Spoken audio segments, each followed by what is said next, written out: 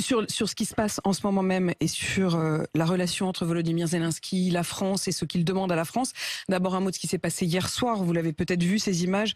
Emmanuel Macron qui a élevé Volodymyr Zelensky à la dignité de Grand Croix de la Légion d'honneur. C'est la plus haute distinction que puisse accorder le président français. Est-ce que vous estimez que c'était justifié? Est-ce que vous l'auriez fait, vous? Écoutez, je me crois me souvenir d'ailleurs, mais il faudrait vérifier que Jacques Chirac avait fait la même chose avec Vladimir Poutine. Donc vous voyez, le temps passe. Et est-ce que je l'aurais fait? Je ne sais pas. Ce que je peux dire, j'y ai pas réfléchi. Ce que je peux vous dire, c'est que j'ai l'impression aujourd'hui que, en fait, la France et l'Allemagne d'ailleurs n'ont plus leur politique étrangère autonome. C'est-à-dire que j'ai le Ils sont ensemble là. Hein. D'ailleurs, oui, le chancelier allemand. C'est pour ça que je les mets ensemble. ensemble. Mais c'est pour ça que je les mets ensemble. Parce que les deux, la France et l'Allemagne, aujourd'hui, j'ai vraiment le sentiment que leur politique étrangère, en tout cas par rapport à ce conflit, à la Russie, est dirigée par l'Ukraine, par la Pologne et par les États-Unis. On voit bien depuis des mois que Emmanuel Macron, et d'ailleurs c'est pour ça que je vous l'ai dit, et le chancelier Scholz, sont réticents et à mon avis, à raison, sont réticents à mettre de plus en plus leurs mains dans l'engrenage de cette guerre. Vous voulez dire qu'Emmanuel Macron a raison pour l'instant de temporiser sur les chars lourds?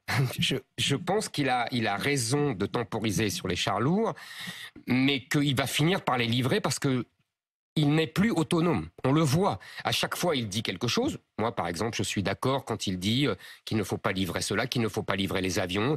Il a tout à fait raison. Nous devenons de plus en plus co-belligérants et c'est grave. Mais en même temps, finalement, il le fait.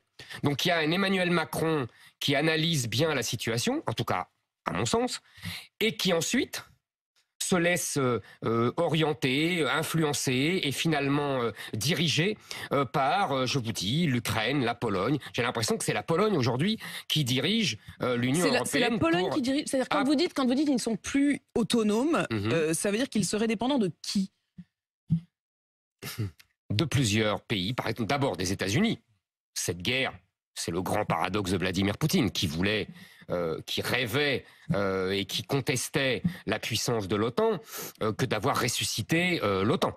Vous avez bien vu qu'aujourd'hui, c'est l'OTAN qui est de nouveau à la manœuvre et c'est l'OTAN, donc les États-Unis, parce que l'OTAN, ce sont les États-Unis, qui dirigent tout dans ce conflit. Et puis, on voit bien que c'est la position polonaise, c'est-à-dire de conflit jusqu'au-boutiste avec la Russie, qui est de plus en plus la ligne de tous les pays européens et occidentaux. Même les États-Unis sont rétifs. Vous avez vu. Bon, d'ailleurs, on pourrait rentrer dans la technique, mais on n'aura pas le temps. Il y aura aussi ensuite chars, la question des chars, la question aussi des avions. Vérité, les Anglais hier qui ont dit pourquoi pas à la demande d'avions de chasse qu'a formulé Volodymyr Zelensky. Jusqu'où va-t-on aller? Jusqu'où va-t-on aller? Je veux dire, il faut quand même voir que ça devient déraisonnable. Pour vous, c'est déraisonnable? C'est déraisonnable. À votre même place, un ancien président de la République, François Hollande, était mon invité lundi, et lui il dit il faut le faire, il faut les soutenir. Et il dit même qu'il faudrait envisager peut-être, pour reconstruire l'armée française, un prélèvement, voire même un impôt de guerre.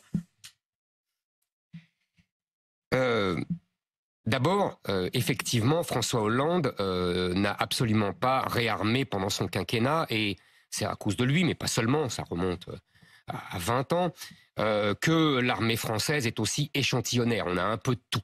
Et donc, quand on dit qu'on va donner des chars, qu'on va donner des avions, qu'on a donné, vous avez vu, les canons César, on prend sur notre stock qui est déjà très réduit. Donc, on met en danger l'armée française.